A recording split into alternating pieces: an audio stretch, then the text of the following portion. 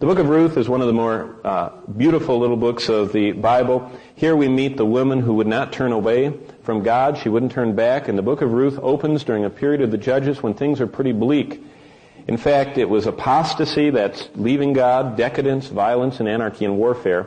Famine had struck Bethlehem, which means house of bread. Elimelech, which means God is my king, departs from God's plans. Naomi, which means pleasantness and favor, goes to the land of Israel's enemies, the Moabites. With them go their two sons, Mahlon, which means joy or song, and Chilion, which means ornament of perfection. These men stepped out of God's will in His word by marrying pagan gentile women from God's enemies. Away from the land of promise in Moab, these two, Elimelech and Mahlon and Chilion, all three die.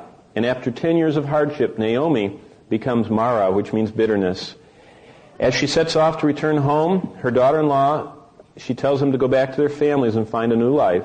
In one of the most touching moments of Scripture, Ruth, whose name means satisfied fullness, clings to Naomi and the God of Israel. And Orpah, whose name means stiff-necked and double-minded, goes back to Moab. And you all already know, because I told you, this book is so unique, because Orpah's fourth descendant down, great-great-great-grandson, is very famous. Orpah's great-great-grandson, his name was Goliath. She was the great-great-great-grandmother of Goliath. And Ruth's great-great-great-grandson is David.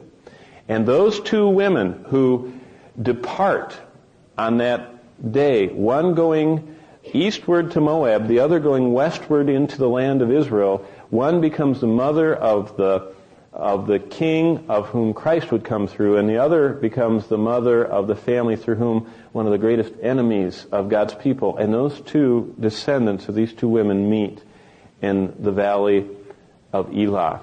And of course God wins, and David defeats Goliath. So it's a beautiful book.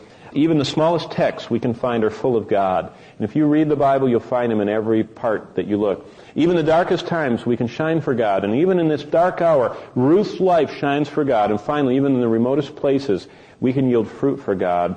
And what a good book this is.